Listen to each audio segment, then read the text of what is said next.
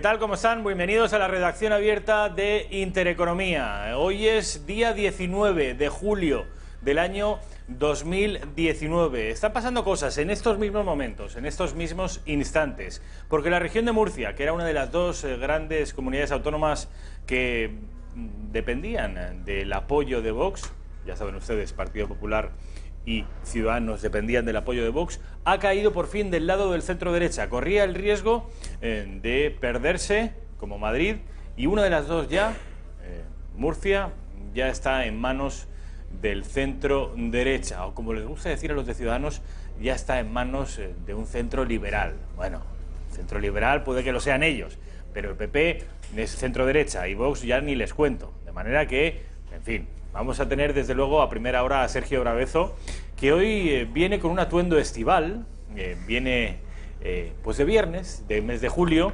Viene a hacer, eso sí, sus ejercicios en el gimnasio. Van a poder comprobar ustedes sus bíceps en la redacción abierta de Intereconomía.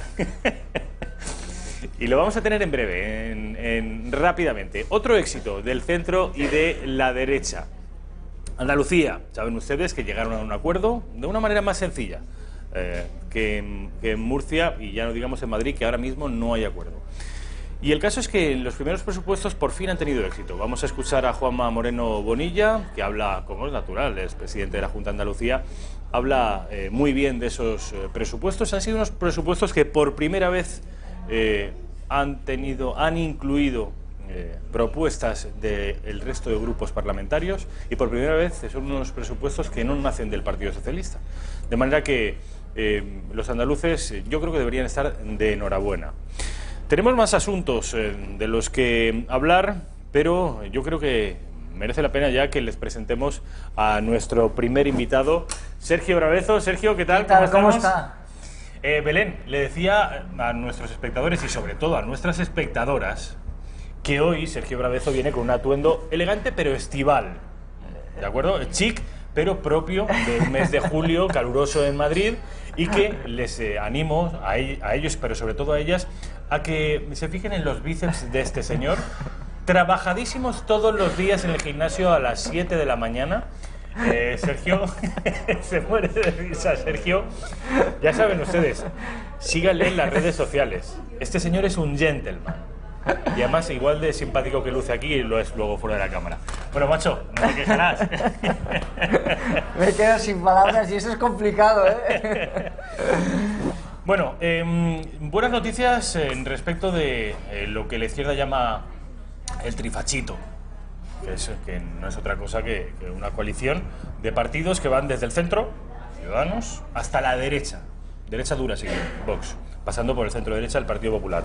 Digo que estamos de enhorabuena porque los españoles que van desde el centro a la derecha, precisamente, en Murcia han recibido hoy, hace unos minutos, una buena noticia, y en Andalucía también, porque se aprueban unos presupuestos que parece que son muy buenos, ¿no? Pues así es, y parece que es lo que quieren los, en este caso los españoles, los murcianos, andaluces, y creo que podríamos también, pues obviamente, copiar ese mismo sistema que parece de éxito en Andalucía y en Murcia, en la Comunidad de Madrid. Creo que es el siguiente paso, celebrar igualmente que tenemos unos presupuestos en Andalucía, que tenemos un nuevo gobierno en Murcia en breve, y por lo tanto yo creo que eso es algo en lo que nos debemos congratular y que tiene que servir de referencia para la Comunidad de Madrid, que sería pues muy interesante para todos los madrileños tener ya una presidenta de la Comunidad de Madrid, un vicepresidente de la Comunidad, y estar preparados para empezar a trabajar ya mismo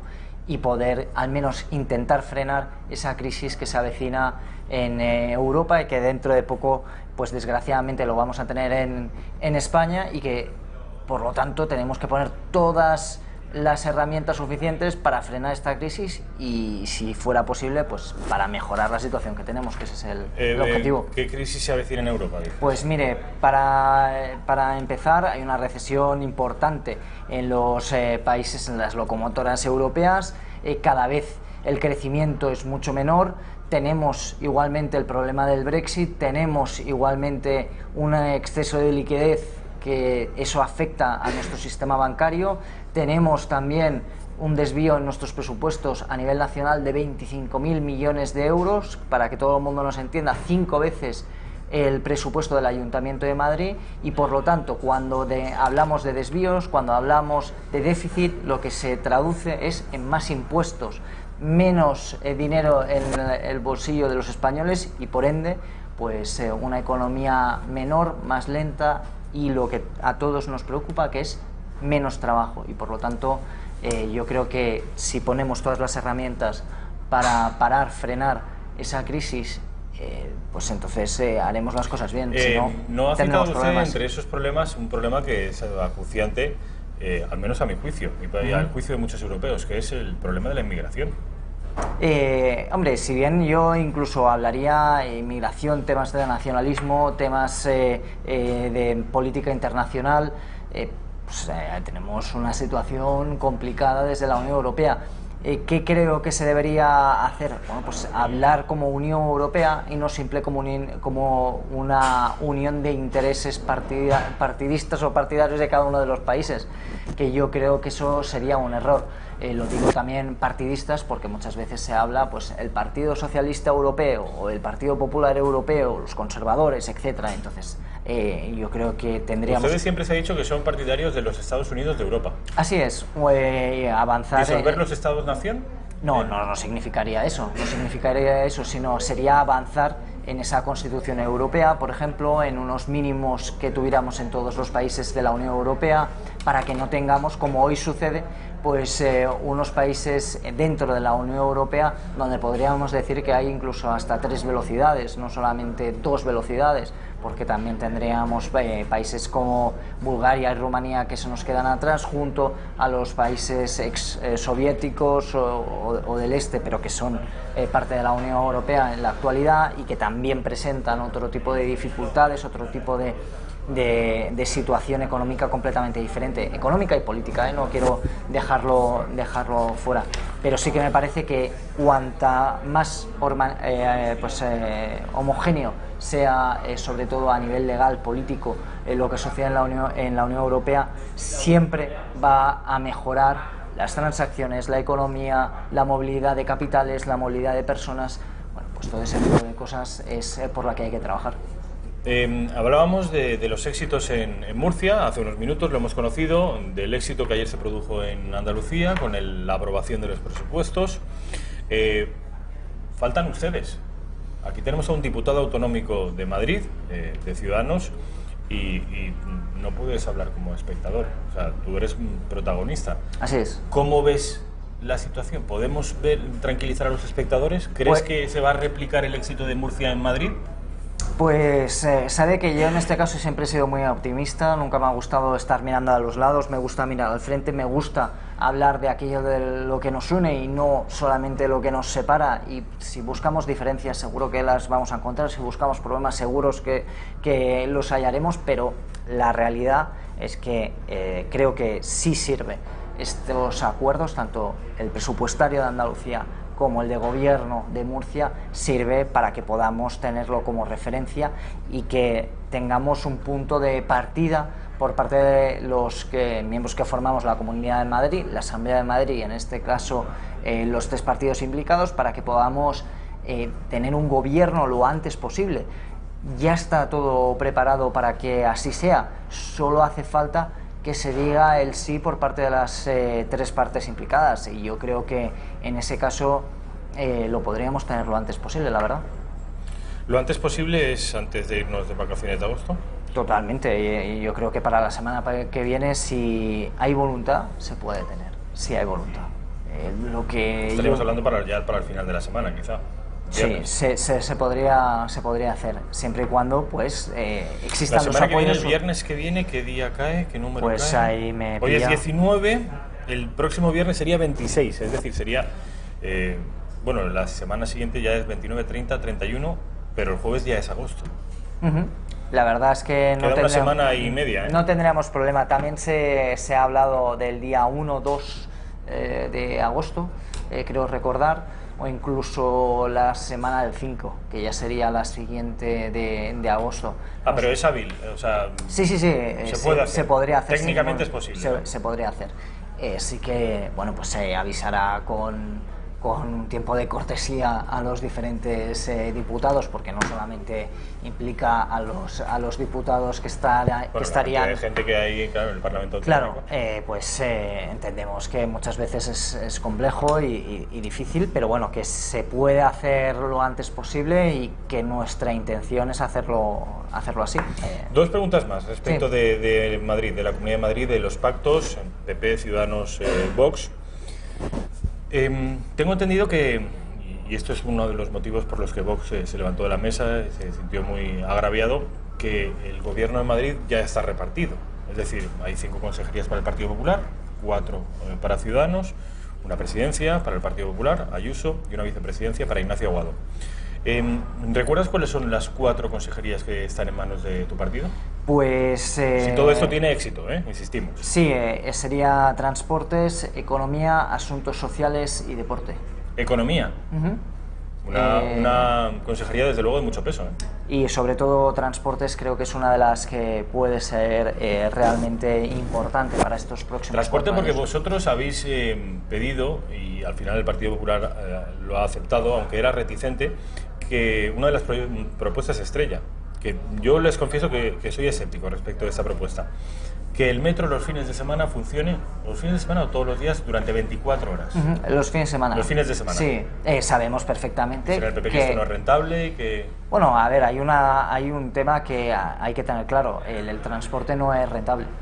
Nunca lo es deficitario per se, porque cuando se hacen líneas, cuando se hace, es como decir que por las mañanas a las 6 de la mañana, pues como hay menos gente, cerramos porque no es rentable el metro, no tendría ningún tipo de sentido.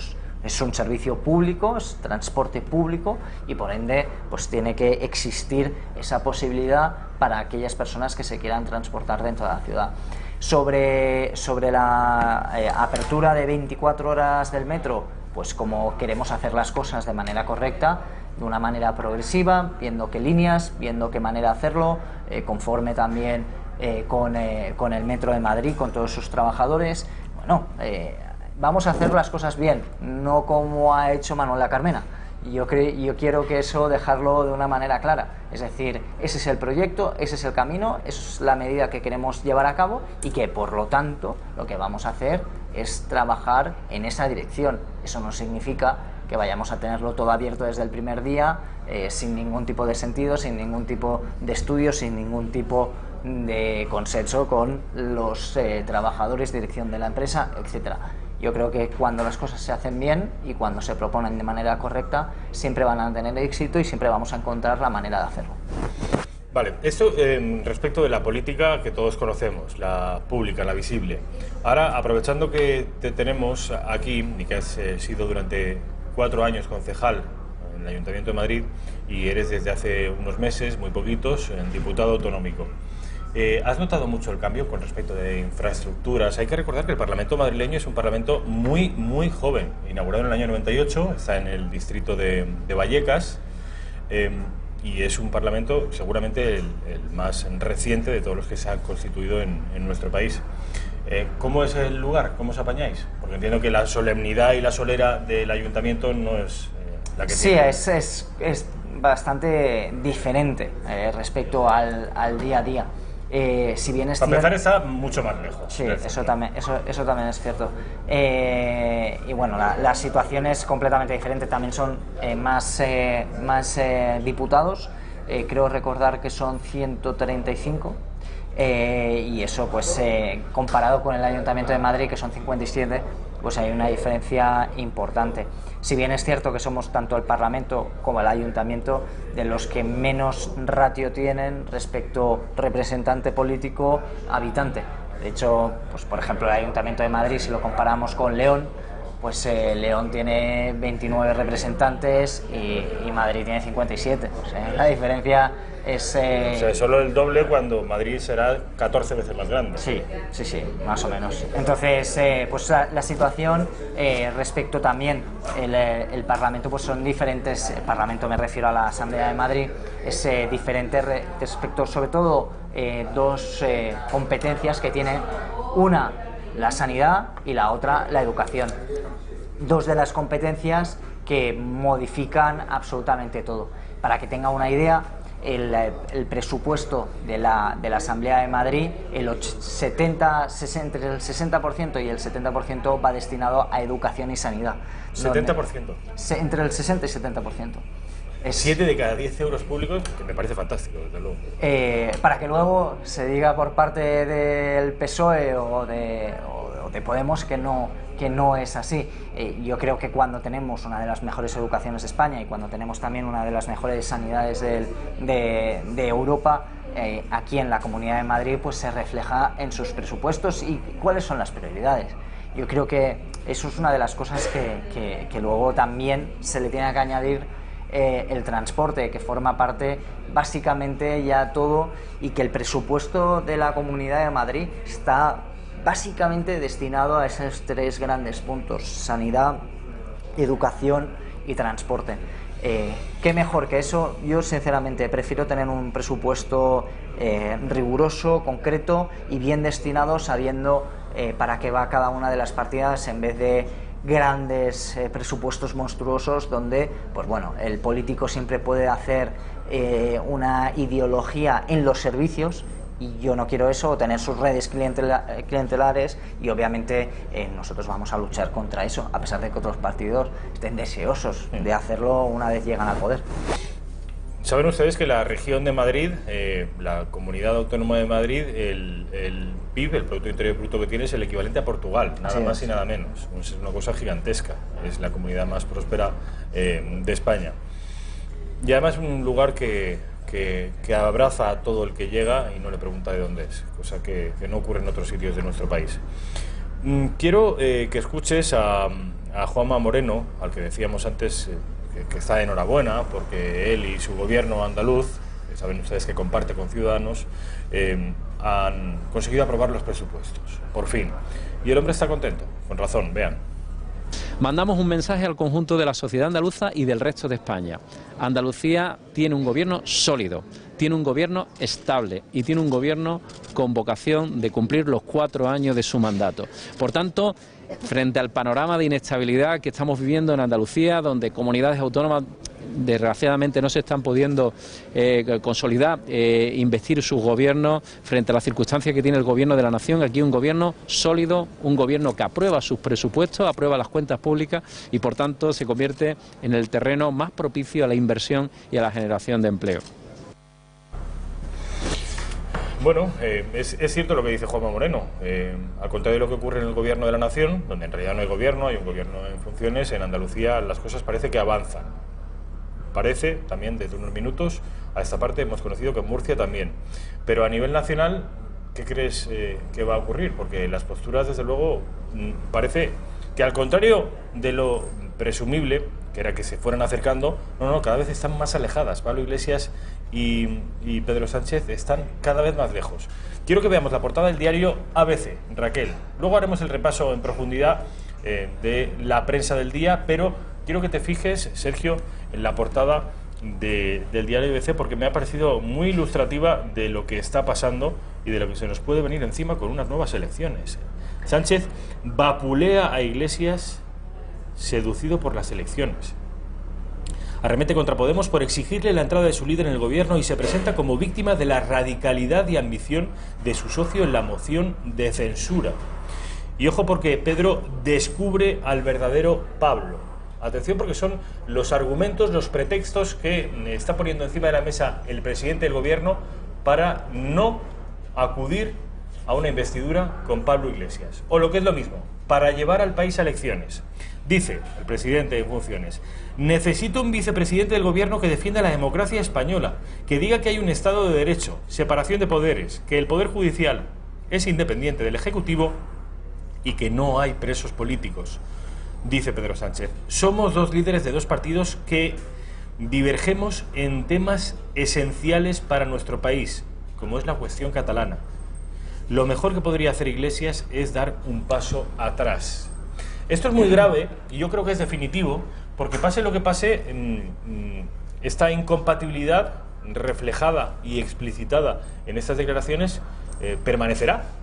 Es decir, Podemos es lo que es, y lo que está rechazando Pedro Sánchez no es una maniobra concreta, no es una declaración, está haciendo una enmienda a la totalidad de Podemos. Esto significa que pase lo que pase, yo apostaría que no va a haber un gobierno. Déjeme decir antes, una de las pues afirmaciones que ha hecho Pedro Sánchez, no me puedo resistir a decir, pues, que me parece muy mal cuando Pedro Sánchez habla de la cuestión catalana. Esto no es cuestión catalana, es un problema que hay en España, sobre la unidad de España, que afecta a los catalanes y que tiene pues el epicentro en la sociedad civil catalana, donde está absolutamente fracturada. Pero esto es una cuestión de todos los españoles, no solamente de unos poquitos, que yo creo que eso es el grave error que cree Pedro Sánchez.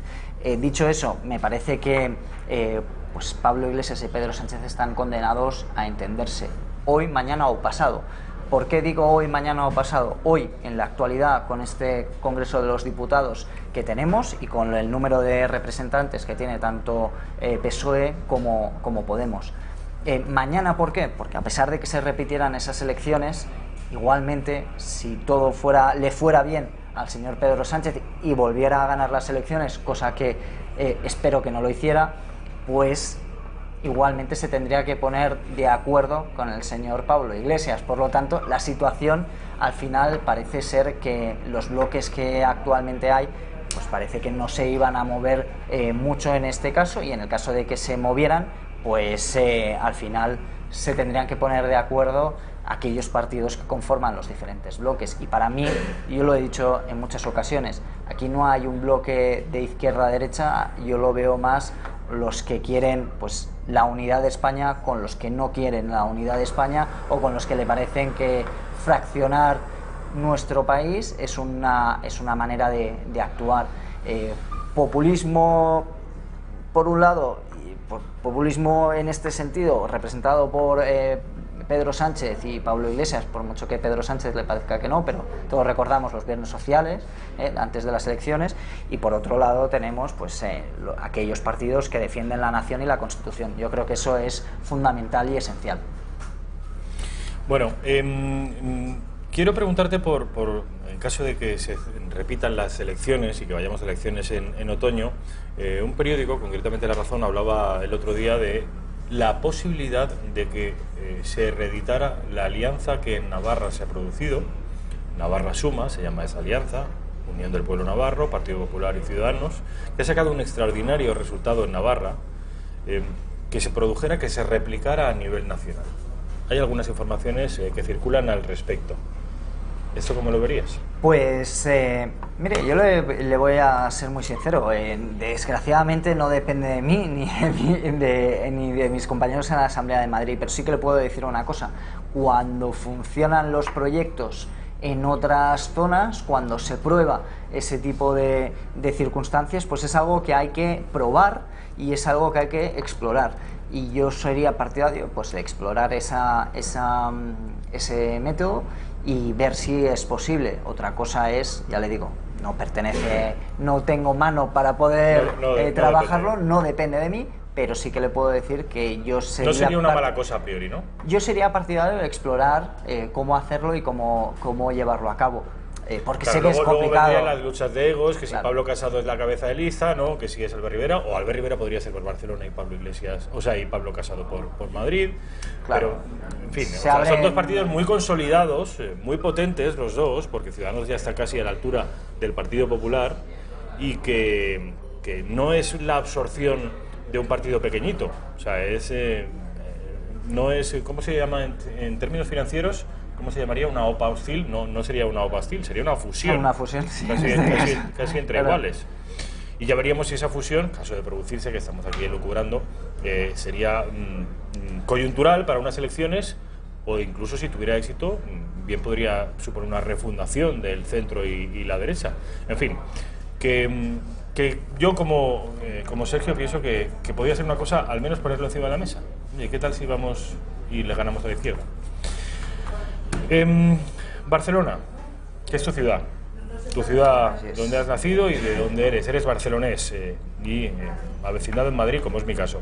Quiero que escuches a la alcaldesa de Barcelona, a Ada Colau, hablar sobre los robos que se están produciendo últimamente en Barcelona. Es una ciudad, Barcelona, que está haciendo noticia últimamente por acontecimientos no demasiado felices. Quiero que escuchen a Ada Colau y cómo tira balones fuera. Dice que su culpa no es. El principal problema de seguridad de la ciudad de Barcelona son los hurtos y los robos. Son más del 90% de los delitos que se producen en la ciudad. Y este aumento que se ha producido en el último año, evidentemente, requiere más presencia policial y lo venimos reclamando, ¿no? Y nosotros hemos hecho un esfuerzo y estamos dispuestos a seguirlo haciendo. Pero más allá de la presencia policial, aquí el cambio que se ha producido es judicial. O sea, el cambio que ha producido que de repente hayan muchos más robos es que se le da un tratamiento judicial distinto. Antes se aplicaba la reincidencia, ahora no, después de una sentencia que ha retirado la reincidencia. Eso quiere decir que los juzgados tratan igual a un pequeño ladrón puntual que a profesionales del robo que viven del robo organizado.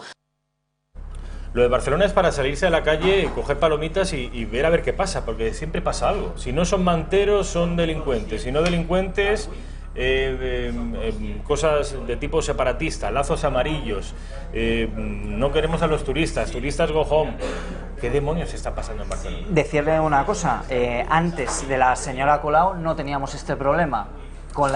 Después de la señora Colau y con la continuidad ahora mismo de la señora Colau, tenemos este problema, así que no puede esconderse detrás de los jueces la señora Colau. Aquí hay una actuación política detrás de lo que está sucediendo en la ciudad de Barcelona. ¿Por qué concretamente y a qué me refiero?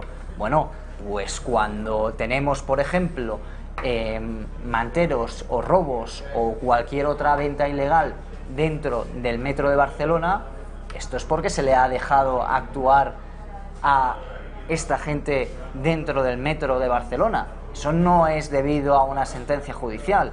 Por otro lado, lo que sucede en las Ramblas, lo que sucede en el puerto, cuando estamos hablando de profesionales que están robando a turistas, y no turistas, sino gente que pasa por ahí, y que pueden ser de Barcelona perfectamente. ¿Qué sucede? La señora Colau lo único que ha dicho es que no había que presionar y que había que mirar hacia otro lado con toda esta problemática. Por lo tanto, ahora mismo la señora Colau echa un paso atrás a su política debido a que está viendo los resultados que tiene en la ciudad, que es que la ciudad está siendo un verdadero caos. Y me duele profundamente, se lo digo con toda sinceridad, porque creo que Barcelona es una de las ciudades más bonitas del mundo con diferencia y que es un sitio para vivir precioso, pero el problema ahora lo tenemos en inseguridad, que es uno de los problemas más graves que tiene la ciudad de Barcelona. Narcopisos también, ocupación por otro lado. Hombre, no puede ser que eso sea simplemente porque se ha cambiado una manera de interpretar una ley. Entonces, Sergio, ¿tú interpretas que la tolerancia respecto de los hurtos, del crimen, tiene una lectura política? Es decir, que no es inocente, que no tiene que ver con cuestiones técnico-legales, sino que el ser de izquierdas o muy de izquierdas como es Ada Colau te hace ser tolerante. Lo voy a dejar más claro. La señora Ada Colau venía de una asociación antidesahucios. Ella quiso ser tolerante con todos aquellos que torcían la ley o retorcían la ley, y ahora le ha explotado en las manos pues esa tolerancia o presunta tolerancia, buenismo, que al final lo único que hace es que ¿hasta cuándo uno puede ser buenista? ¿Hasta cuándo uno puede mirar hacia otro lado? ¿Hasta cuándo uno puede dejarle que su hijo siga intentando romper el juguete? ¿Hasta que lo rompe? ¿O antes de que lo intente romper le avisamos, corregimos y hacemos aquello que sea posible para que tengamos una buena conducta? Yo creo que en ese momento la señora Ada Colau ha querido ser buenista, flexible y mirar hacia otro lado con aquellos con los que rompía la ley. ¿Y qué ha pasado? Pues que ahora le ha explotado en las manos ese globo y por lo tanto se encuentra que tiene una situación muy comprometida dentro de la ciudad y ahora pide ayuda a todo el mundo. Señora Colau, usted hizo o formó parte de esa burbuja que al final ha explotado. Es como, por ejemplo, también le pasa con el independentismo. Yo no soy independentista, pero pongo un lazo amarillo en el Ayuntamiento de Barcelona. Hombre, pues luego cuando hay sentencias judiciales a los golpistas, pues entonces no nos rasguemos las vestiduras. Es una situación que usted también ha formado parte y ha provocado. Pues precisamente, hablando de la misma protagonista, Ada Colau, y hablando de este mismo asunto, el independentismo, tengo unas declaraciones que son interesantes. Les pongo en contexto. La exalcaldesa de Madrid, Manuela Carmena, en un rapto de lucidez el otro día, y además en un lugar que no es fácil decirlo, que es la Radio Pública Catalana, se refirió a los golpistas encarcelados como presos, justamente presos. Le insistía la entrevistadora, pero son presos políticos. Y decía, en absoluto son presos políticos, han cometido presuntamente una ilegalidad y como tal están bien donde están, es decir, en la cárcel. Esto Manuela Carmena. Yo me quedé alucinado, se lo confieso. Bueno, pues a raíz de esas declaraciones, Manuela Carmena está siendo absolutamente denigrada en Barcelona por los grupos políticos que componen el consistorio. ¿Por qué? Porque Manuela Carmena va a ser la pregonera de las fiestas de la Mercè.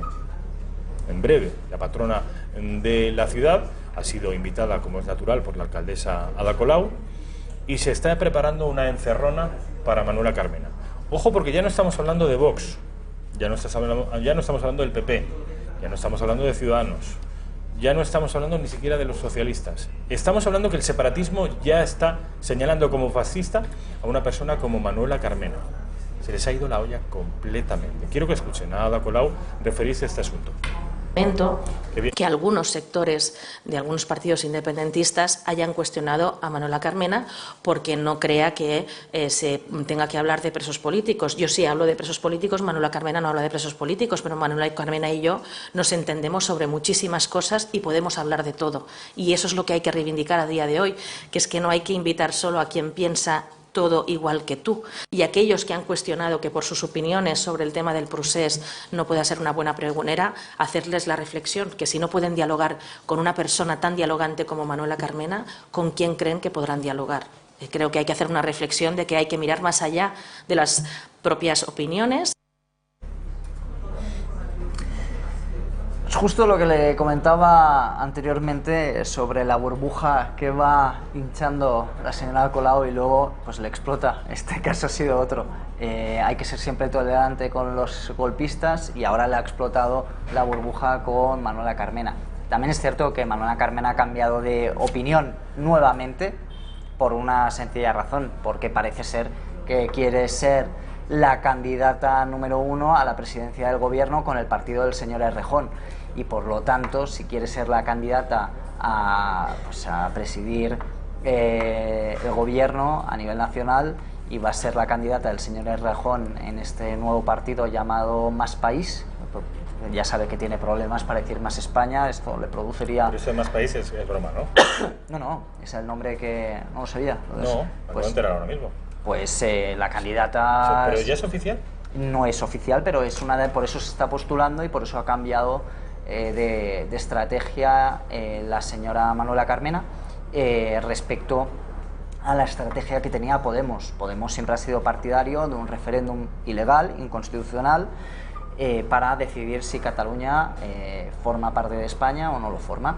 Entonces, uno de los puntales que tiene diferenciador del partido de Más País, del señor Errejón, es que Manuela Carmena sea la persona que pues más beligerante, más dura o más estricta, o podríamos decir más rigurosa con la ley, que ya me diría que usted, si un juez tiene que ser riguroso o no con la ley, sobre la unidad de España. Entonces, por esa razón ha dicho esas palabras. Pero, como siempre pasa en Podemos, o Podemos 1, Podemos 2, siempre van a decir aquello que crean que es más conveniente para llegar al poder. No es porque crean una cosa o porque crean la otra, y mucho menos porque estén pensando en el interés de todos los españoles, sino por cómo llegar al poder, y este es un ejemplo más. En este caso, pues por eso enfrentan Manuela Carmena, Ada Colau. La realidad, y lo que más me duele, pues que están jugando tanto Ada Colau, Manuela Carmena, Íñigo Errejón a sus juegos de ajedrez, si es que saben jugar, pero los que están jugando es con los catalanes, con todas las personas que viven en Cataluña, en Barcelona, y que hay una crisis social y hay una fractura social evidente, y eso quien está jugando con las palabras y jugando con los sentimientos de los catalanes en este caso, pues es la señora Manuela Carmena, Ada Colau y el señor Íñigo Errejón, simplemente pues para hacerse un hueco en la política nacional, que quiero recordar que el señor Errejón está en la Asamblea de Madrid, pero como podemos ver le importa bien poco. Ha llegado ahí y ya está pensando en irse, y no hace ni 2 meses que ha llegado a la Asamblea de Madrid, por lo tanto ellos tienen su ¿Tú has tenido, por personal. curiosidad, la posibilidad de partir algún rato con él, con Errejón? No he tenido la oportunidad. Me parece que es una persona bastante distante, una persona que, bueno, pues va con su séquito a todas partes, un chico pues muy joven para tener ese séquito y para marcar distancias con la gente. Y bueno, pues a pesar de que yo tengo una edad pues como la suya, y que bueno, pues sería normal que uno compartiera pues un café, claro, una charla, 1000 cosas, ¿no? Sí. Y bueno, pues tampoco destaca por ser una persona que esté en las oficinas de la Asamblea de Madrid. Yo estoy todos los días y la verdad que... No lo ves mucho por ahí, ¿no? Muy Ocurre poquito, como en la verdad. Universidad de Málaga, que saben ustedes que estaba cobrando una beca por hacer un trabajo y el hombre estaba en Madrid. Ya ni siquiera en el mismo barrio, no estaba ni en la misma ciudad. Una cosa Sí, es una cosa espectacular. Bueno, un último tema que quiero tocar es una pieza muy interesante que han hecho mis compañeras en Del Gato al Agua sobre un periodo al que se enfrentan muchos padres que tienen dificultades para llegar a fin de mes, que son las becas comedor. Ahora los niños ya no van al cole, desde hace ya varias semanas, y aún quedan unas cuantas por delante en las que no irán al cole. Eso supone un problema a muchas familias, un problema que, por cierto, en la Comunidad de Madrid, si todo sale bien, tendréis que gestionar vosotros. Quiero que sean un poquito más conscientes de este problema a través de esta pieza, que es muy interesante. Vean. Este plato de comida o este otro no se lo pueden permitir todos los menores de nuestro país.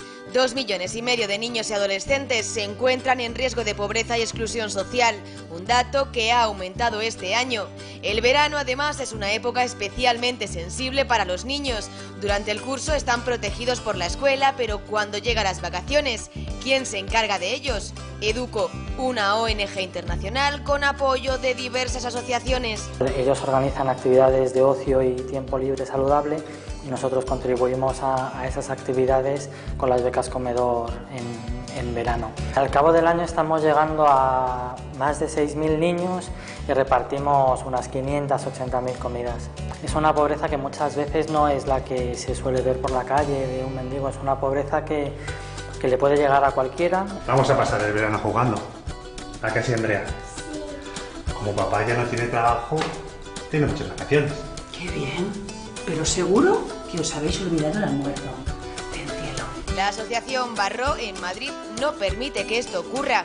1, 2, 3, 4 y hasta 80 picnics se preparan hoy aquí en esta asociación de Vallecas. Toca campamento interurbano. ¿Saben dónde se van? A la piscina.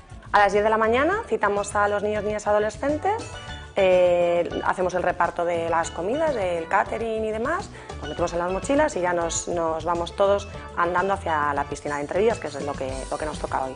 Mucho jaleo, ¿no? Mucho niño. ¿Dónde Sí, vais? realmente parece que sí. Pues mira, vamos a la piscina.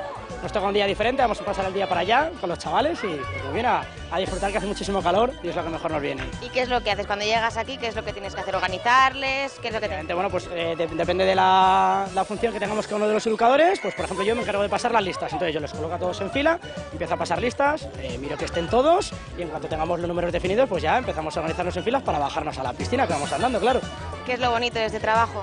Bueno, yo creo que la satisfacción personal que te llevas con el trabajo con niños. Al final es un trabajo muy satisfactorio y muchas veces decimos que un abrazo de un niño recompensa muchísimo más que cualquier otra labor que puedas desempeñar en otro momento, ¿no? Así, todo es más divertido. Bueno, pues ya han visto.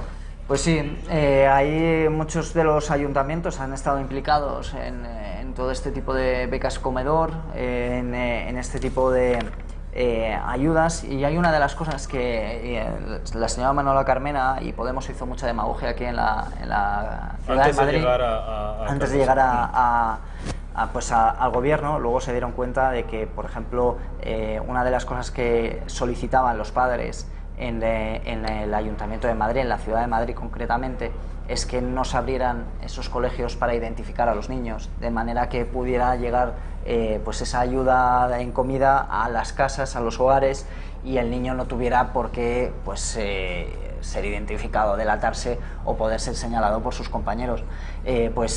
Bueno, hay diferentes modos de actuar. Unos pueden ser por diferentes municipios, pues prefieren hacerlo con las becas comedor, con pues teniendo abierto 24 horas o, mejor dicho, los 30 días de verano, pues tenerlo abierto para aquellos niños que quieran ir, y muchas veces pueden ser niños que tampoco necesiten ese complemento de la comida o esa ayuda en ese riesgo de pobreza que puedan tener.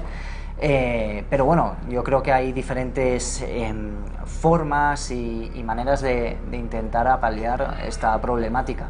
Muchas veces hay que conseguir la mejor, y la mejor no suele ser, en este caso, muchas veces la que más luce abriendo un colegio y pudiendo disfrutar. Pero bueno, también es una buena manera, ¿eh? Y ya digo, yo no quiero entrar en la misma demagogia que hace Podemos. Hay muchas veces que hay que mirar cuál es la manera más efectiva y más resolutiva para cada municipio, para cada lugar, y aplicar aquella que pueda beneficiar más a la ciudadanía. Iba a emplazarte a la semana que viene, al viernes que viene, pero ¿es posible que el viernes que viene estés votando? Ojalá no pueda venir porque esté votando, y la verdad sería todo un placer que poder llamarle y decirle ya tenemos gobierno, este fin de semana ya empezamos a trabajar con toda la estructura y con todo lo que tenemos por delante, porque creo que los primeros 100, 200 días de un gobierno son los más importantes, son los fundamentales, son los que trazan las estructuras y el camino para los 4 años de gobierno. Ojalá se pueda hacer lo antes posible, y de verdad mi voluntad y la de todo el equipo de Ciudadanos, y sé que la del Partido Popular también es así, queremos empezar lo antes posible porque tenemos un camino por delante bonito, duro, pero sobre todo beneficioso para los madrileños. Sergio Lorenzo, como siempre, un placer, mil gracias. Un placer. Te veo o no la semana que viene. Hecho. Veremos. Bueno, nos vamos a publicidad, a la vuelta estaremos con mi compañero Roberto Hernández Granda. Vamos a seguir analizando la actualidad porque está dando mucho de sí. Van a ver.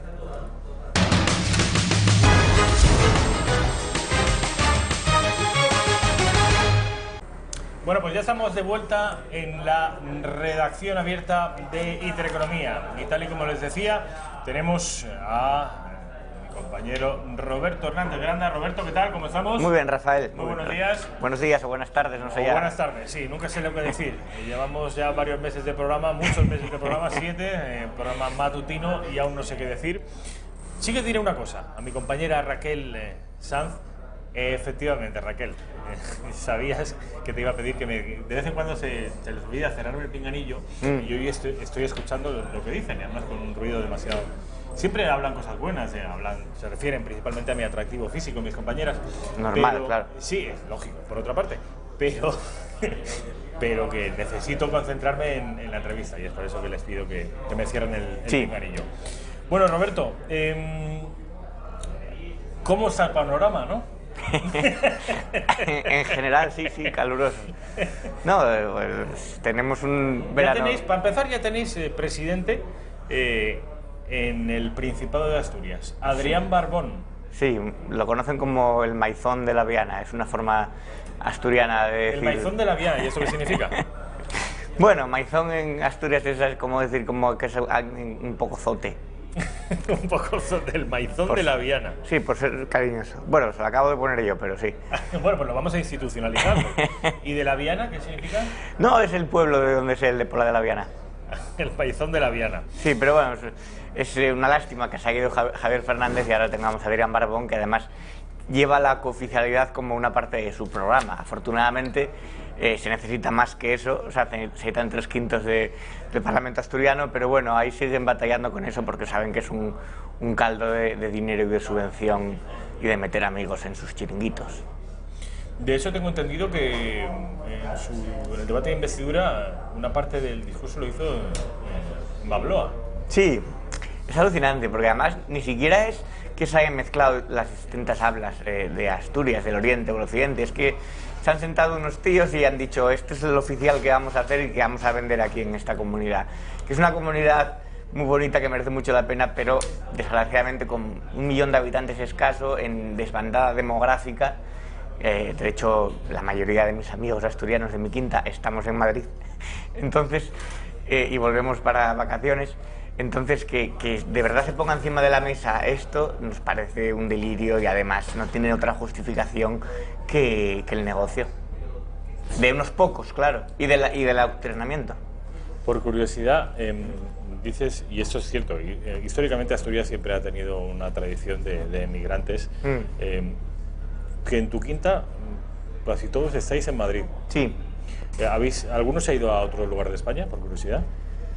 ¿Barcelona hay alguien? Sí, hay uno en Barcelona, bueno, estuvo en Barcelona, volvió un poco resabiado, acabó harto. ¿Por la cuestión política? Sí, claro. También. No me digas. Sí, y a lo mejor vas a trabajar, te cortan la autopista de repente. Ya. O intentas las consecuencias también de la, sí, las de la política. De la política. Y es un país extraño, España, un país donde la lengua española, que tiene 500 millones de hablantes, hay que batallar en los tribunales para dar clase a los niños en eso y te están poniendo trabas para comunicarte en tu propio idioma, incluso para educar a tus hijos en el idioma común y que esto se vea, bueno, no creo que pase esto en ningún país de nuestro entorno, en ningún país de Europa, ni de Occidente.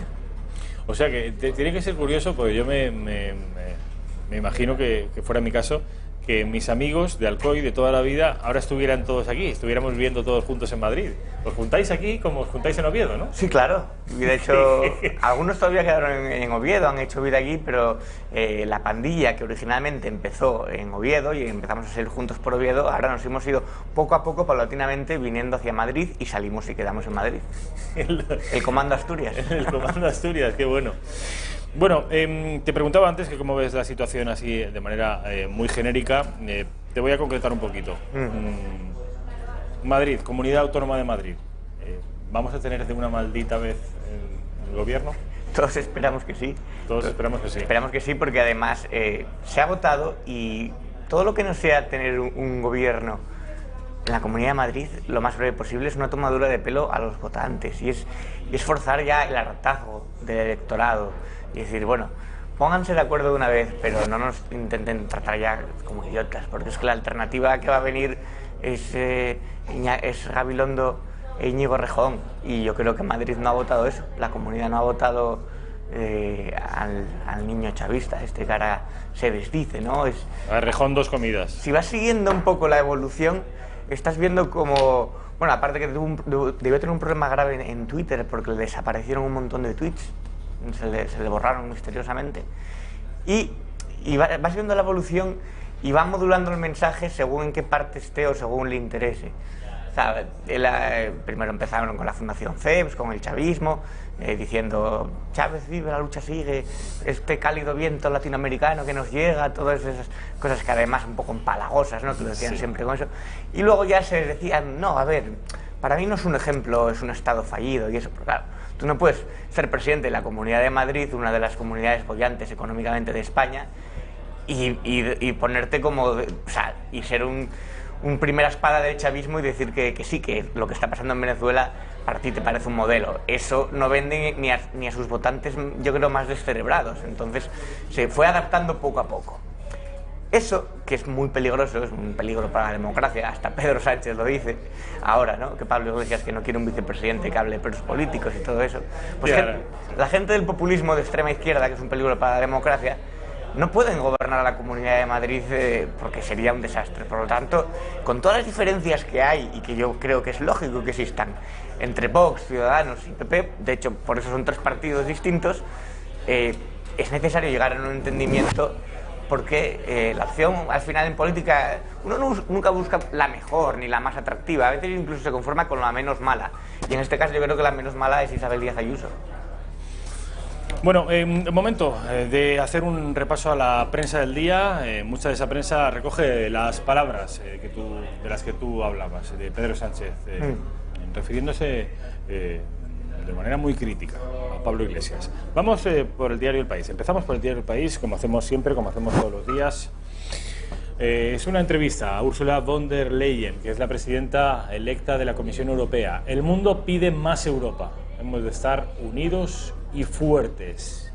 Y en la información nacional dice que el 70% de las bases avalan la propuesta de coalición de Iglesias. Esa propuesta que ha sentado tan mal en las filas... Fue simpaticísima, porque era una pregunta totalmente manipulada. Dirigida, ¿eh? Sí, sí, sí, no había opción a decir... Bueno, te estaban diciendo, ya sabes lo que tienes que contestar. Es alguien que hace las preguntas para ganarlas antemano. Es muy gracioso. El siguiente periódico, que es el diario El Mundo. El diario El Mundo, cuya noticia principal es una reunión, prácticamente parece contra natura. Vamos a ver si podemos ver la fotografía, Raquel. A ver si tira un poquito para atrás, porque la fotografía es muy interesante. Es Pablo Iglesias reuniéndose con nada más y nada menos que con los empresarios españoles. Ese es Antonio Garamendi, quiero recordar, que se llama, y es una reunión, desde luego, contra natura. Seguramente no compartan nada. Vamos ahora sí a los titulares.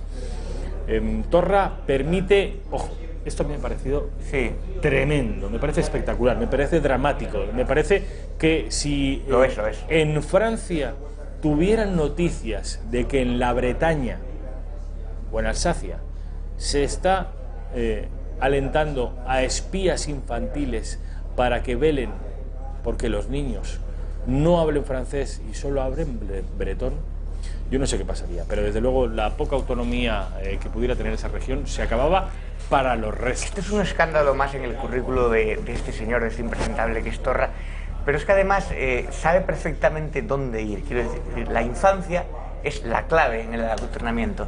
A la gente hay que pillarla, a las personas, hay que cogerlas cuando están tiernos, cuando están en esa edad en la que el cerebro aún está en formación.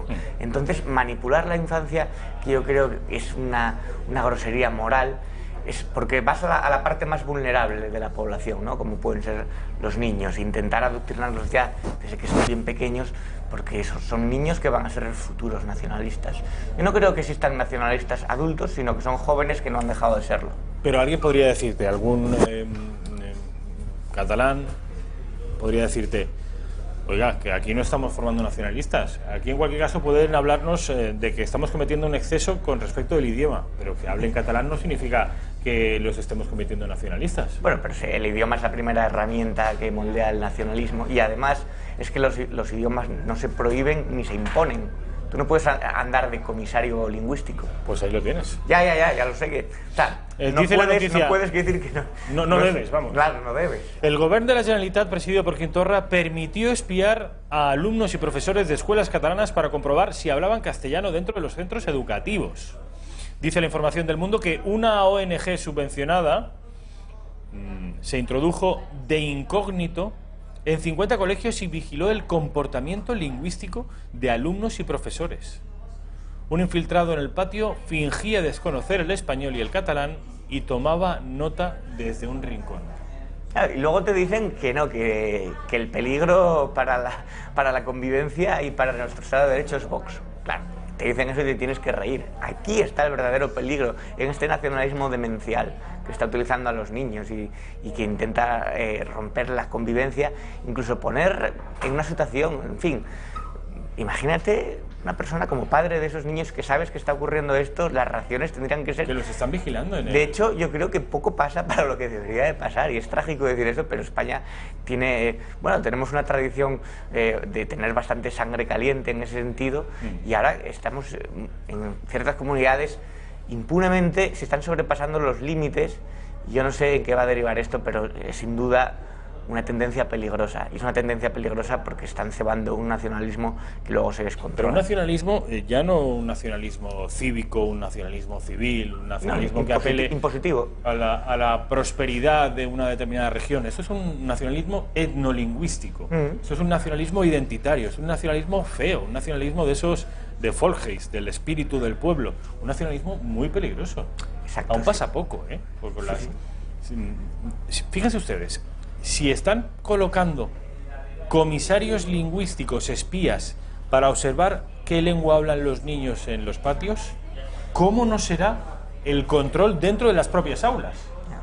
O sea, lo que salta a la prensa muchas veces yo creo que es una mínima parte, es decir, nos enteramos que una profesora agredió a una niña por dibujar una bandera de España y todo eso, pero yo creo, tengo la sospecha, y algunos testimonios de gente que conozco en Cataluña a veces me lo confirman, que solamente vemos una mínima parte o la punta del iceberg de lo que realmente ocurre en las aulas y en esas escuelas de adoctrinamiento, incluso escuelas de odio a lo español, de odio a lo común, que son la escuela pública ahí en Cataluña. Y esto ha venido de unas consecuencias de décadas de haber cedido y bueno, ahora dar vuelta atrás a eso es dificilísimo, Rafa. O sea, intentar volver a poner las cosas en su sitio, la cordura, el sentido común, es muy complicado. ¿Cómo lo hacemos? Es muy complicado porque debería haber, o sea, el Estado debería entrar de facto allí para intentar tomar el control de la educación, para tomar el control de ciertas instituciones públicas, pero eso es muy difícil y además, y mucho menos con los gobernantes que tenemos.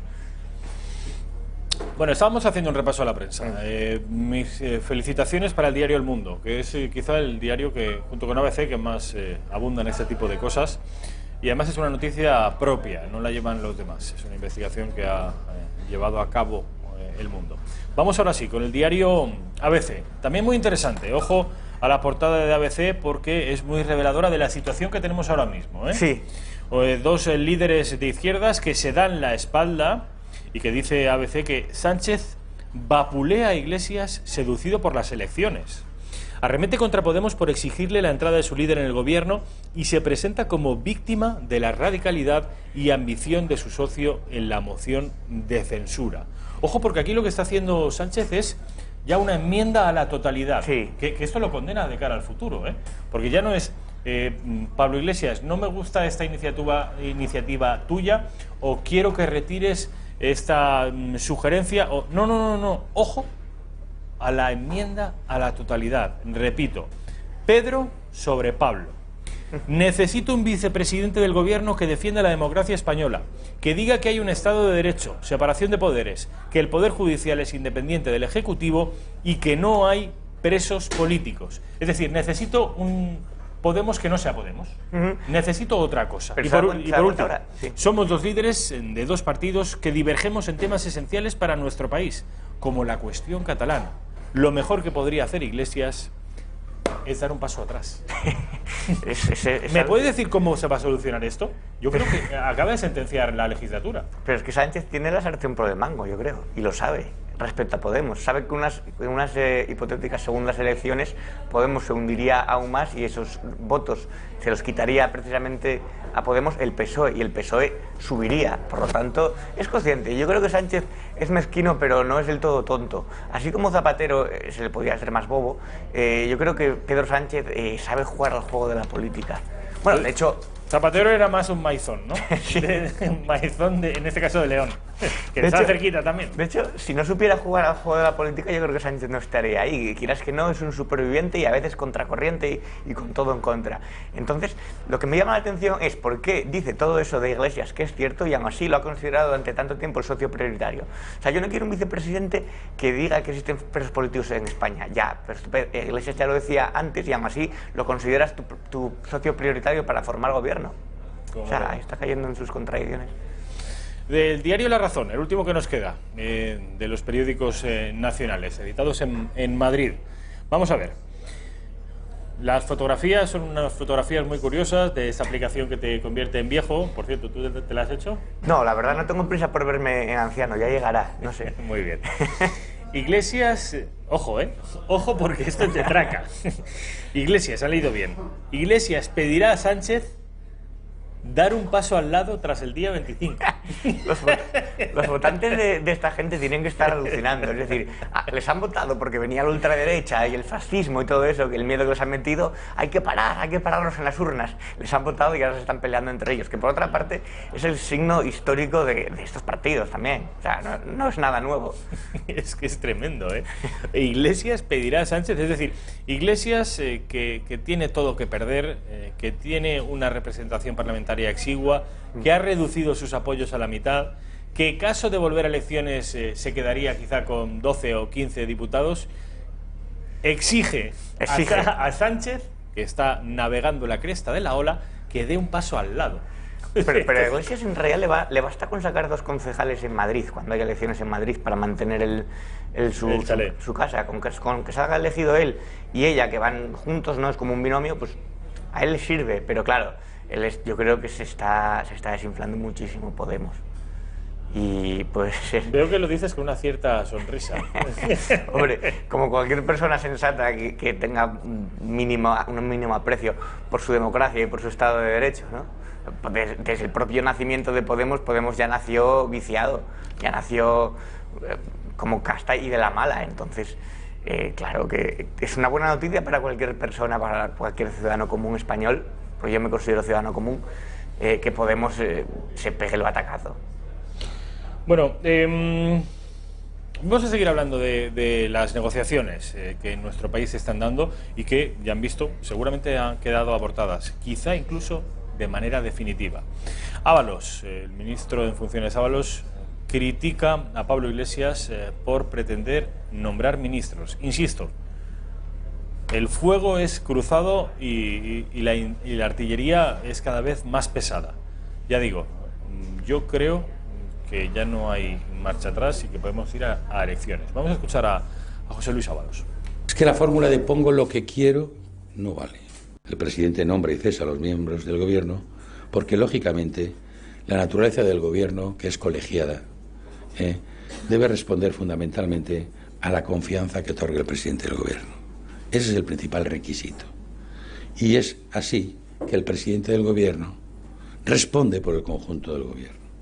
Por lo tanto, es absurdo que le digan a uno quiénes tienen que estar en el gobierno. Eso no es un gobierno propiamente.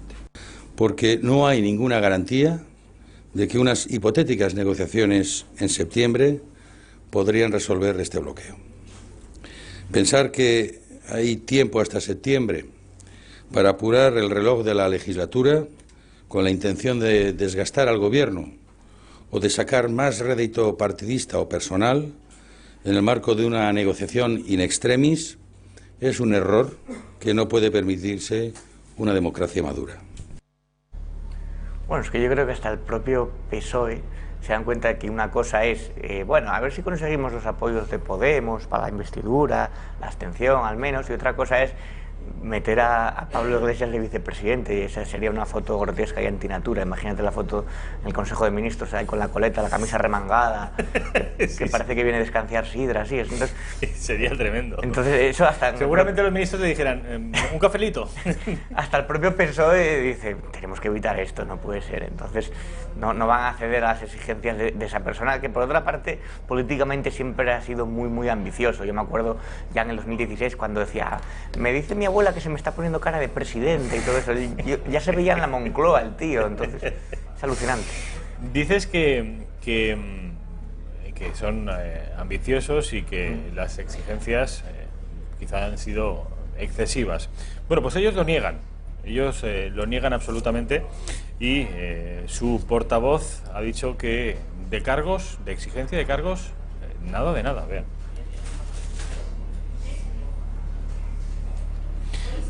De exigencia de cargos, nada de nada, Raquel. Es...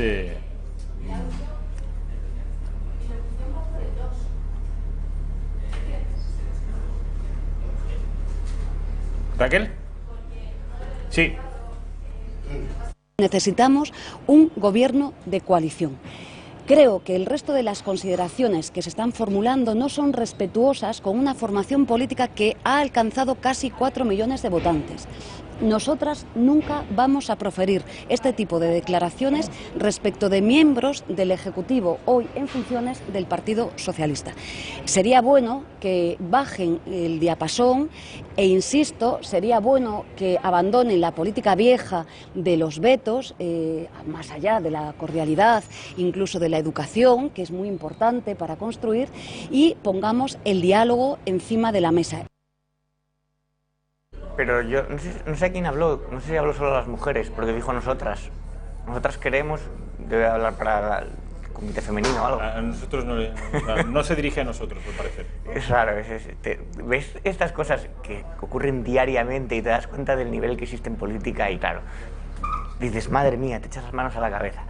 pero bueno, quieren un gobierno de coalición, un gobierno de cooperación, no se sabe muchas veces el eufemismo que utilizar, pero yo creo que es evidente, aunque esta chica no lo reconozca, que la idea de Pablo Iglesias es entrar en el Consejo de Ministros. Y ya sabemos lo que pasó anteriormente, que había pedido una serie de ministerios que era el control absoluto del Estado, es decir, defensa, interior, había pedido siempre los ministerios fuertes de control, porque lo que necesita es los aparatos del Estado para manejarlos a su antojo. Es de la escuela de Caracas, entonces sabe cómo funciona y sabe lo que hay que hacer para llegar a ese poder. Y una vez que se consigue ese poder, luego es muy difícil sacarlos de ahí. Lo hemos visto, tenemos ejemplos de sobra para saber el peligro que supone. Entonces no es alguien que vaya a ceder gustosamente el cargo que le den. No vaya a ceder gustosamente el cargo que le den. Que le den. Que le den. Sí, se lo dan. Bueno, en La Rioja, la comunidad autónoma de La Rioja es una derivada de este problema, porque también los socialistas aspiran a gobernar, pero solo pueden hacerlo si Podemos vota a su favor. Y por 3 veces los podemitas se han negado a ofrecerle el apoyo a los socialistas. Quiero que escuchen a la que aspira a ser presidenta de La Rioja, la señora Andreu, soportando las niñerías, dice. Vean. Hemos soportado niñerías, tipo de o miseria o nada, no pasa nada, si hay que hablar, se va a hablar. Pero prioritariamente las medidas por encima de todo, las medidas y el bien común final. Hemos aguantado las fábulas de Esopo, faltaría más, con palabras que, como mis hijos adolescentes saben muy bien, chinchan a los mayores. Voy a decir 2 palabrotas y chinchan. La zorra y el cabrón. Si yo ya sé que no era por mí. Y el cabrón tampoco era por Paco Con, faltaría más. Si ya lo sé, pero pincha y dice, mira, les bien, bien. Tendremos que ir con ello por delante, no pasa nada. Vaya nivel. La zorra y el cabrón. ¿Qué te parece? Yo creo que son representantes indignos de los ciudadanos. La ciudadanía, a veces dices tú, me llama la atención que la gente no cierre esos parlamentos por dentro, o sea, por fuera, y les prenda fuego directamente, porque es increíble. Y respecto a las niñerías, pues, ¿qué esperas? Quiero decir, hay un dicho que dice que quien con niños se acuesta, meado se levanta, ¿no? Habéis estado siempre compadreando con Podemos y siendo los socios prioritarios, pues ahora aguantad a Podemos, ahí los tenéis. Tremendo. Bueno, la bronca se la estaba echando a la diputada que iba de amarillo, que es la señora Romero, que es la única diputada de Podemos en el Parlamento riojano. Un Parlamento, por cierto, al que destacabas su belleza arquitectónica y su grandísima amplitud, me decías, ¿no? Sí, parece un cine de verano pequeño. Efectivamente, desde luego, el Parlamento de La Rioja. Que La Rioja tenga un Parlamento, en fin, esto ya... La Rioja es y ha sido Castilla toda la vida, igual que Cantabria. Pero en fin. Bueno, la señora Romero, diputada de Podemos en el Parlamento riojano. Quiero que escuchen y que comprueben cómo la situación sigue, desde luego, muy alejada, las posturas muy alejadas. Primero bronca de los socialistas a la podemita y ahora la podemita a bronca a los socialistas. Vamos a verlo. De manera que, divertidísimo, vean, coja palomitas. El PSOE de La Rioja es una sucursal de Ferraz y quisieran que La Rioja fuera una sucursal de la Moncloa. Están ustedes avergonzando a La Rioja ante toda España. Nosotras no queremos ni 1, ni 2, ni 3 consejerías. Queremos negociar nuestra presencia en el Consejo de Gobierno y no les dejan. Han suspendido junio y la reválida de julio. Les queda septiembre. Tómense unos días, recapaciten, estudien, dejen el teatro y pónganse a trabajar y vengan con los deberes hechos. Eviten unas elecciones. Se ha vuelto a dirigir solamente a sus compañeras, ha vuelto a decir nosotras. Pero ha reconocido que lo que quieren es un puesto en el Consejo de Gobierno, ¿no? Esto no... O sea, si hay gobierno aquí, lo veo tan difícil. Y con este papelón. O sea, he visto discusiones en patio de colegio con más nivel que lo que pasó ahí.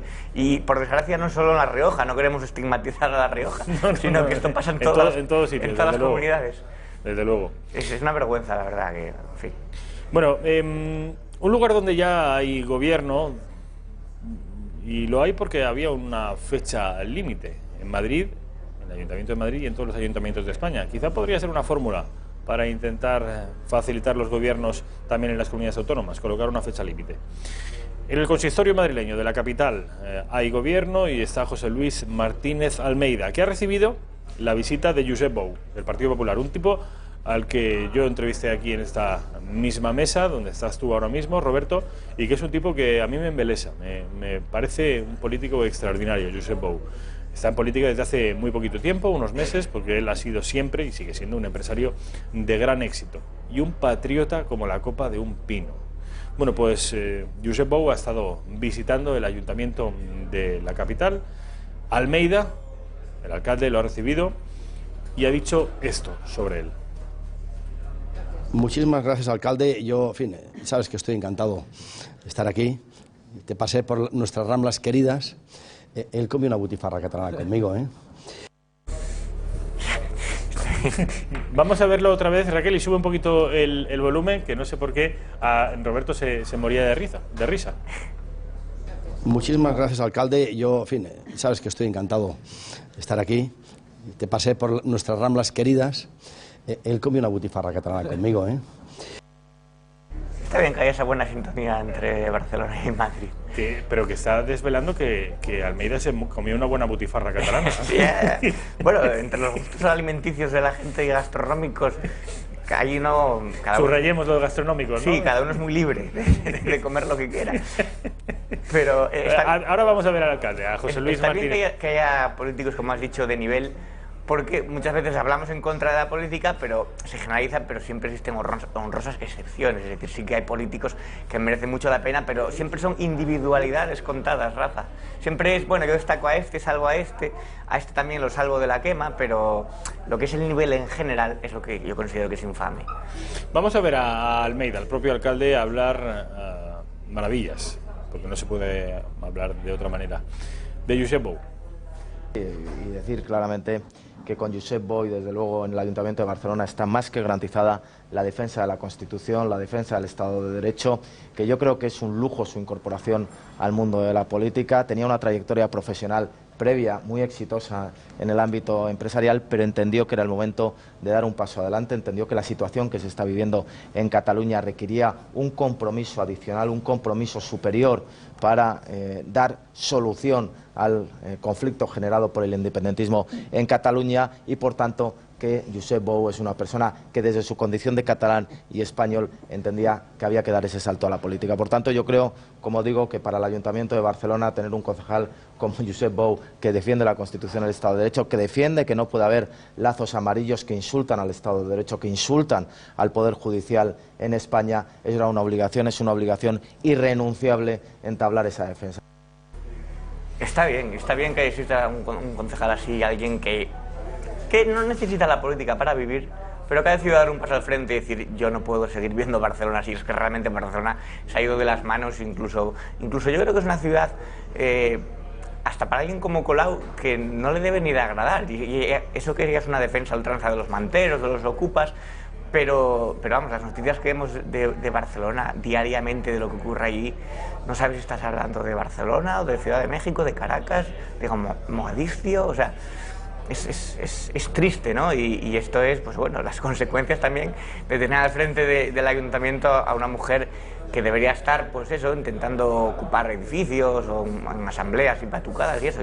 Es verdad, tiene que saber cada uno dónde está su lugar. Y que haya llegado a alcaldesa, yo creo que es una excentricidad que ha ocurrido por la coyuntura política del momento, a raíz del 15M, del auge de Podemos y todo eso, pero que ya, o sea, su momento pasó. Ya sí, está, hasta aquí. Como broma ya está bien. Claro. Bueno, Roberto Hernández Granda, mil gracias, como siempre, por venir a la redacción abierta y decirles también que lo podrán volver a escuchar sus análisis esta tarde en la redacción abierta de Javier Torres. Mil gracias, Roberto. Vamos a publicidad y a la vuelta tenemos a Xavier Cajo.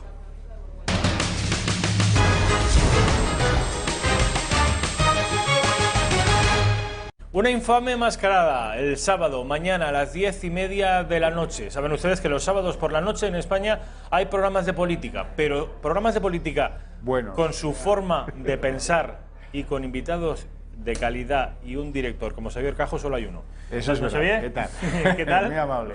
Bueno, la infame mascarada no me dirán que es irrebatible, o sea, que es una declaración de intenciones. A partir de ahí, lo que los invitados quieran contarnos a propósito de un proceso, pues que yo creo que si tenemos que elegir cada año entre los políticos nacionales el narciso de oro y el narciso de plata.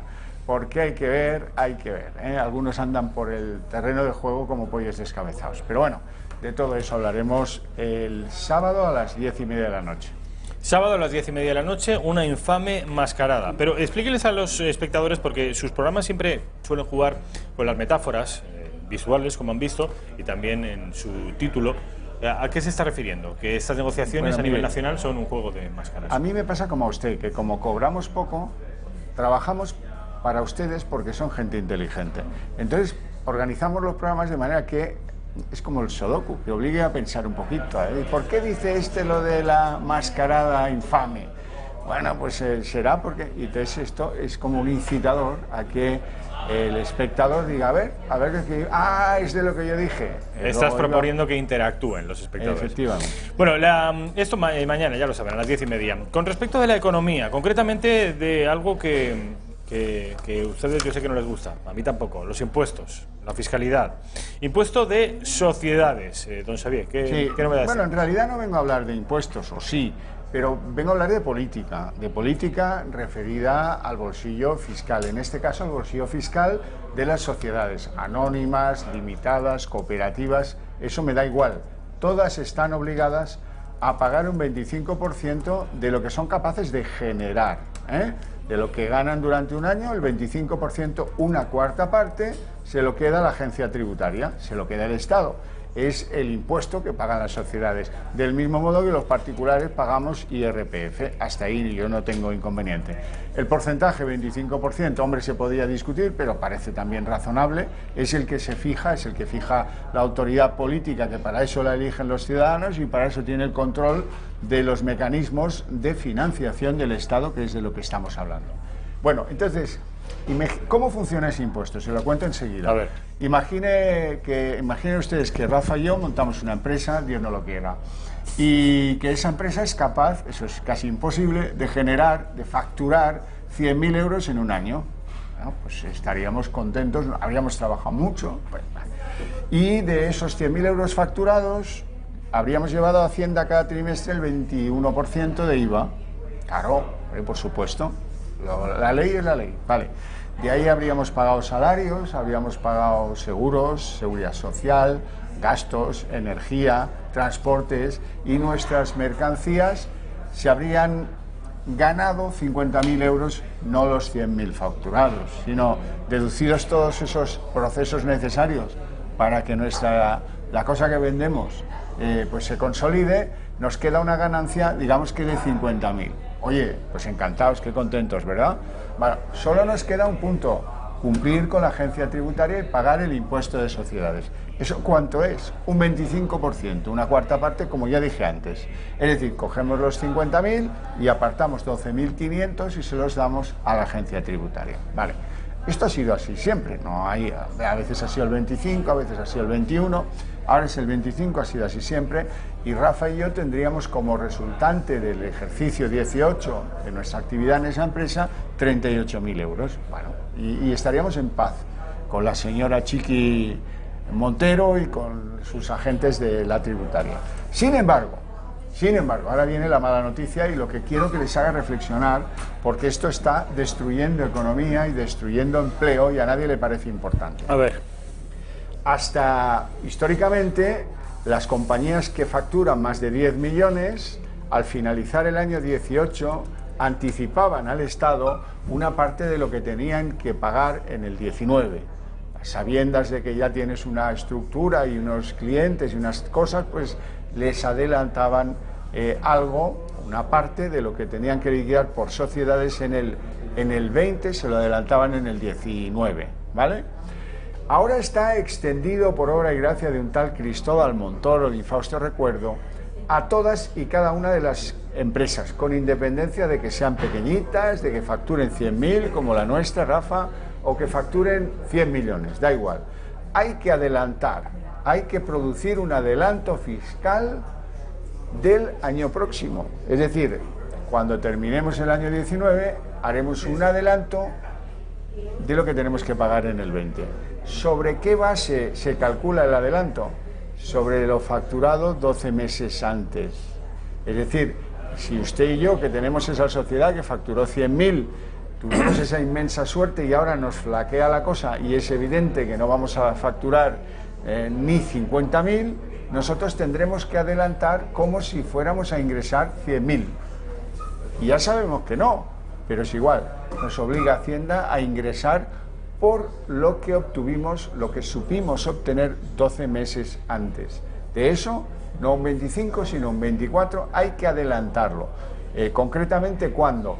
El impuesto de sociedades se paga ahora, el 20 de julio, la normalidad, y entonces en octubre, en noviembre y en diciembre ya estaríamos entregándole un tercio de lo mismo que hemos pagado ahora a cuenta de lo que tendríamos que liquidar en julio del año próximo. Ah, no se preocupe usted, que si no alcanza, usted la paga, ¿eh? Y si no alcanza, Hacienda se lo devuelve. ¿Cuándo? No hay compromisos. No hay compromisos. Ah, mira. Esto es un atraco. Así se funden sociedades anónimas, limitadas y cooperativas. Se pierde empleo, porque claro, con esa fiscalidad que a las pequeñas empresas les ha supuesto el cambio normativo de Montoro, que luego el PSOE no ha querido cambiar ni quitar ni nada, porque Montoro alegaba, hombre, es una urgencia la financiación del Estado, estamos aquí, necesitamos dinero. Pues mira, obligamos a avanzar a todas las sociedades el impuesto de sociedades. 7 meses que juegas con su dinerito. ¿Con cuánto? 8.000 millones. Bueno, pues con 8.000 millones, qué bien. Pero hombre, superada la fase de dificultad, como dicen que estamos, somos la primera economía en crecimiento de Europa y bla, bla, bla, bla, bla, bla, bla, pues que lo levanten. Hay un recurso de inconstitucionalidad. Claro, es lo que le iba a preguntar, pero digo, pero eso es ilegal. Hay un recurso de inconstitucionalidad, porque hay mucha gente, entre ellos, pues usted y yo, que a la vista de la explicación decimos, hombre, no hay derecho, ¿cómo voy a anticipar yo? ¿Sabe lo que dicen en los mercados cuando intentan en las publicidades convencerte de que lleves tu dinero a unos fondos de inversión? Hay una frase rituaria muy bonita, dice, rentabilidades pasadas no garantizan rentabilidades futuras. Lógicamente, aquí sí, en Hacienda sí, lo que supimos obtener el señor Rafa y el señor Javier el año pasado, ya se da por hecho que lo vamos a tener el que viene, y el que viene, y el que viene, y el que viene. Hombre, no, de ningún modo. El mecanismo de devolución tiene que ser pristino, si acaso, pristino y en 24 horas. Esto no, bueno, vamos, esto va contra la economía. Ir contra la economía significa ir contra el empleo. Esto es lo peor que se le puede hacer a una economía en la que cuesta mucho crear empresas y destruirlos cuesta muy poco. Esto lo que hace es quemar tejido empresarial. Que y desincentivar el emprendimiento, ¿no? Absolutamente, absolutamente. Claro, a mí con tantísimos problemas es que a mí se me quitarían las ganas de montar nada. Este es el primer año que, aprobado por Montoro, este es el primer año que esto funciona a pleno rendimiento.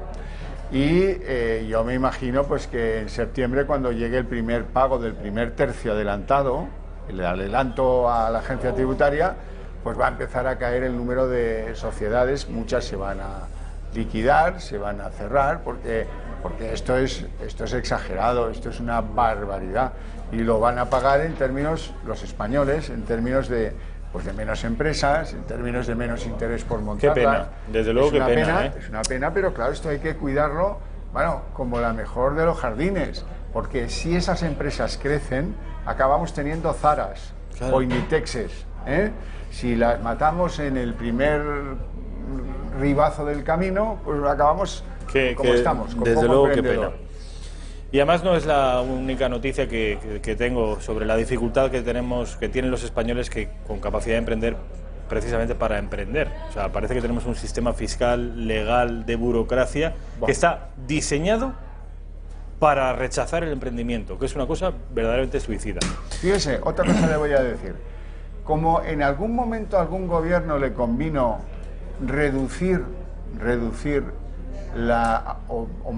por un lado, reducir la gente, digamos, que estaba sin ningún amparo social en la calle, y coincidía eso con la necesidad de aparentar un aumento en la tributación de la seguridad social, se inventaron una norma. Para administrar una sociedad anónima tienes que ser autónomo y pagar por ello una tarifa de unos 280 euros mensuales, creo, o 300 y algo, no me acuerdo, porque la han subido varias veces. Claro, dice, y si esa persona ya está pagando seguridad social porque trabaja y tiene su salario y ya le conocemos, como por ejemplo usted y yo. Por administrar una sociedad tiene que hacerse autónomo y pagar, sí señor. ¿Y mantener los dos regímenes? Sí señor. ¿Y eso por qué? ¿Eso lo hacen en Francia? Dice, no señor. Aquí sí. Ah, pero luego sale el ministro de turno y dice, tenemos en la seguridad social casi 20 millones de trabajadores. No, falso. Tenéis en la seguridad social con la pistola en la espalda a un montón de gente que está en la seguridad social 2 veces y 3 veces y lo que sea, porque le obligáis a ello, no porque eso merezca para que la empresa vaya mejor o vaya peor y para que se alimente más economía, que es de lo que nos ocupa la tarde. Xavier Cajo, un placer. Mil gracias, que tenga usted un buen fin de semana. Igualmente. Saben ustedes que los viernes, hoy es viernes, hay Consejo de Ministros y que después de concluidas sus deliberaciones, la ministra portavoz, también ministra de Cultura, Isabel Celaá, comparece ante los medios e informa. Vamos en directo al Palacio de la Moncloa para escuchar a Isabel Celaá, la portavoz. Positiva en otras comunidades no garantiza, no digo que no lo vaya a haber, pero no garantiza. Por tanto, la oferta es profundamente, iba a decirles, generosa y además profundamente política.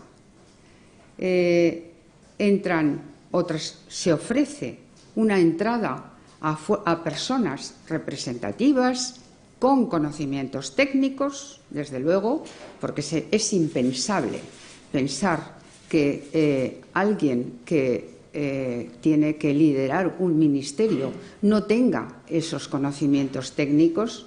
Para nosotros eso no es admisible y, por lo tanto, personas con conocimientos técnicos y, por supuesto, un ministro siempre es político, que puedan realmente llevar a cabo la encomienda de gestión que eventualmente tengan.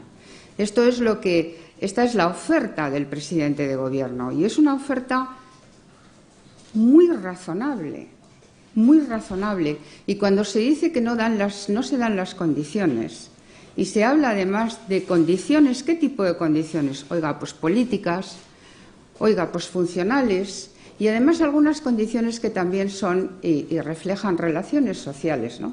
Porque no parece que una razón es que hemos de entrar, como dice Pablo Iglesias, para que no se desvíen, es decir, para que efectivamente cumplan, porque nosotros sabemos hacer la política social. Bueno, estas no son de recibo, son, en fin, en tonos paternalistas, condescendientes y que además no se corresponden con la realidad. El Partido Socialista Obrero Español viene haciendo políticas sociales desde hace 140 años. Y es un partido consistente, es un partido sólido, es un partido con un gran patrimonio en términos de formular políticas útiles para las personas. No hay duda al respecto. Por tanto, aceptamos un gobierno, el presidente de gobierno y candidato acepta un gobierno de coalición, que era lo que se pedía. Se pide un gobierno de coalición. Ya está el gobierno de coalición encima de la mesa. ¿Ahora qué pasa? ¿Que se pide otra cosa? Eso no tiene ningún pase. No, es un propósito inasumible, es una tensión inasumible el sacrificar lo que es el interés general al interés de una persona. Eso no tiene un pase. Yo no lo creo. Yo no creo que Pablo Iglesias, él mismo, pase por ahí. No creo que lo quiera. No creo que quiera que por mor de una persona vayamos a sacrificar el interés general la semana que viene. No lo creo.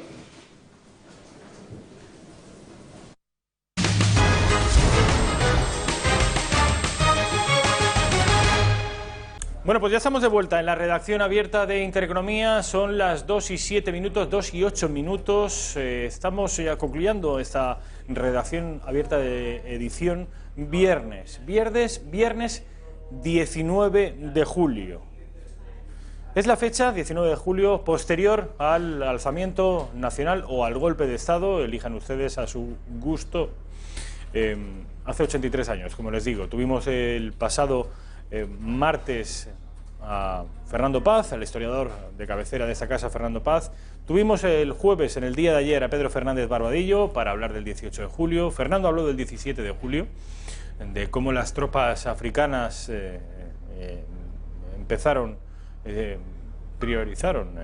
estuvieron a la vanguardia de la rebelión, del levantamiento en África. El 18 de julio ese levantamiento militar empezó a extenderse por toda la península, y hoy 19 de julio empieza a consolidarse o a fracasar en según qué lugares, porque en más de 2/3 del país el levantamiento fracasa.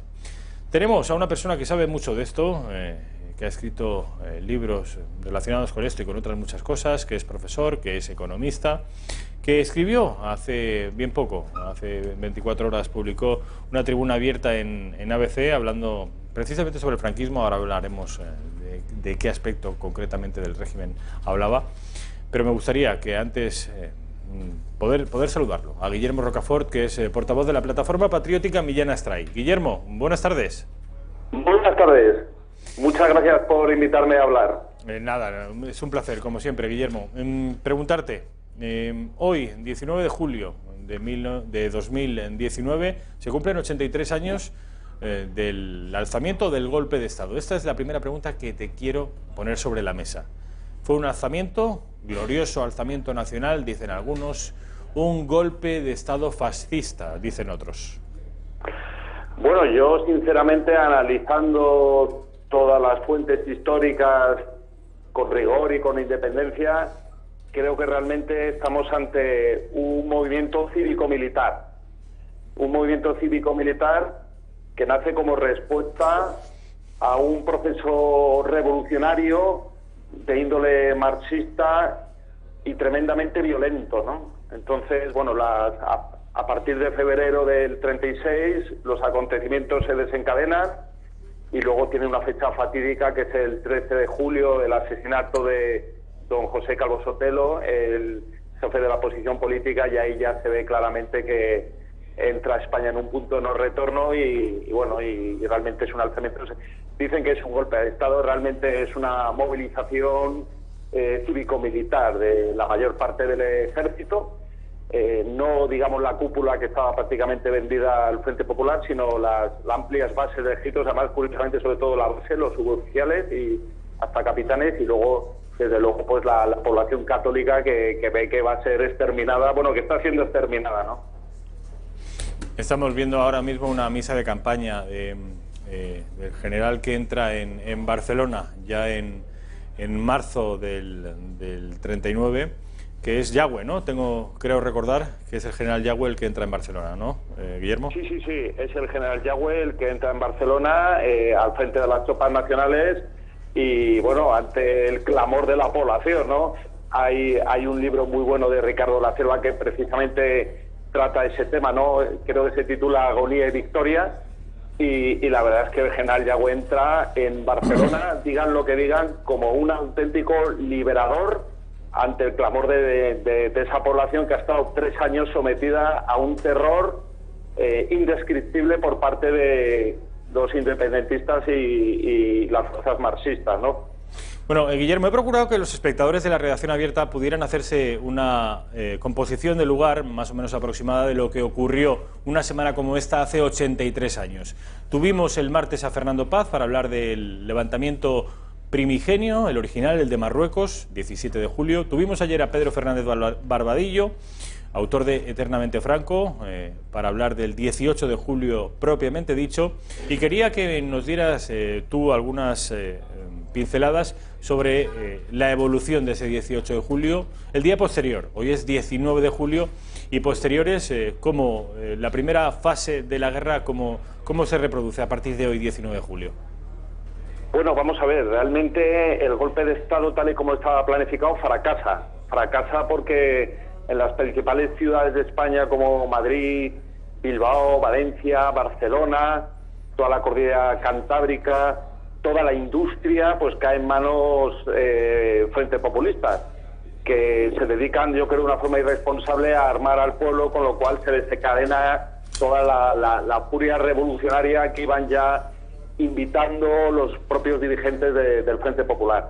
Entonces, bueno, pues realmente se clarifica cuál es la posición. Un tercio aproximadamente queda en posesión de la España alzada, y realmente lo verdaderamente milagroso es pues que la guerra se desencadenara, digamos, a favor de los alzados, ¿no? Cuando realmente el Frente Popular tenía la práctica totalidad de las ciudades, de la industria y todos los recursos del Estado, como el oro del Banco de España, etcétera, etcétera. Conclusión, pues que el golpe de Estado fracasa porque el proceso revolucionario estaba ya en una fase terriblemente avanzada, muy penetrada, digamos, las distintas instituciones del Estado, como era por ejemplo, parte de, o sea, el ejército no era la cúpula, la policía, por lo tanto, pues lo que podría haber sido pues un viraje, digamos, instantáneo de apenas unas horas de duración, que se hubiera consolidado ya como el final de ese proceso revolucionario, desencadenó en una guerra que fue pues una guerra muy trágica, unas consecuencias muy dolorosas para todos. Guillermo, hacía alusión yo antes a una tribuna en ABC que publicaste en el día de ayer, no, anteayer, coincidiendo con el 17 de julio. Fue ayer. Fue jueves 18 de julio. Correcto. En el que hablabas sobre la memoria histórica de la vivienda social. Dices ayer en un entrecomillado del diario de Vocento que dice: la política inmobiliaria del actual gobierno, del de hoy, está reducida a conseguir el desahucio de los restos del general Franco de su lugar de descanso. A ver, ¿qué cuentas en esta memoria histórica de la vivienda social? Bueno, básicamente lo que intento hacer es un ejercicio de memoria histórica, más allá de los patrones ideologizados actuales de esa ley del año 2007, esa ley de Zapatero, en la cual hago un recorrido de cuándo surge esa vivienda social en España, en los años 50 y 60, y cómo se desarrollan millones y millones de viviendas para gente necesitada, para gente pobre, gente vulnerable, y cómo las autoridades de la época no consta que se forzaran desahucios ni se incrementaran las rentas 100%, etcétera, etcétera. Y cómo, desgraciadamente, en el momento presente vivimos un proceso de involución por el cual a los pobres que viven o personas vulnerables, mejor dicho, o personas socialmente con no gran poder adquisitivo, cómo se les expulsa de sus viviendas, cómo se les aumenta las rentas más de un 100%. Entonces, claro, con este artículo, además en esta fecha tan señalada como es el 18 de julio, lo que intento un poco es reivindicar pues que quizá a lo mejor en el pasado hubo cosas pues que se hicieron pues con un espíritu social que ahora actualmente ha desaparecido completamente. Porque ahora mismo nos encontramos con una quiebra social donde la clase media está siendo, digamos, laminada, y donde cada vez hay más pobres y además totalmente desprotegidos por parte del Estado, ¿no? Porque hace aproximadamente unos 7 u 8 años entraron los fondos buitre en España a saco y el Estado ha sido incapaz de ponerles coto, y ha habido un gran coste social en forma de miles y miles de desahucios de personas vulnerables y muy necesitadas, las cuales en los años 50, 60 y 70 jamás fueron tratados como han sido tratados en la democracia. De hecho, voy más. Creo que el desamparo de la vivienda social en España es el mayor escándalo de la democracia en términos de coste y en términos de daño, sobre todo materiales y morales, a los colectivos más desfavorecidos de nuestra nación. Es como si de alguna forma se les hubiera traicionado completamente a la gente más vulnerable, lo cual es un contrasentido que en una democracia como la que tenemos en España sucedan hechos como los que están sucediendo, y si lo comparamos con el pasado, pues nos sorprendemos porque vemos que efectivamente, por mucho antidemocrático, mucho autoritario que fuera el régimen que nació el 16 de julio, desde luego no se desahució a una sola familia española por problemas económicos. Queda muy claro. Guillermo Rocafort, ha sido un placer, como siempre. Mil gracias por acompañarnos y por ilustrarnos sobre aquel régimen tan mayoritariamente denostado hoy en día. Un placer, lo Pues dicho. así es. Muchas gracias, un placer. Un fuerte abrazo. Adiós. Un fuerte abrazo.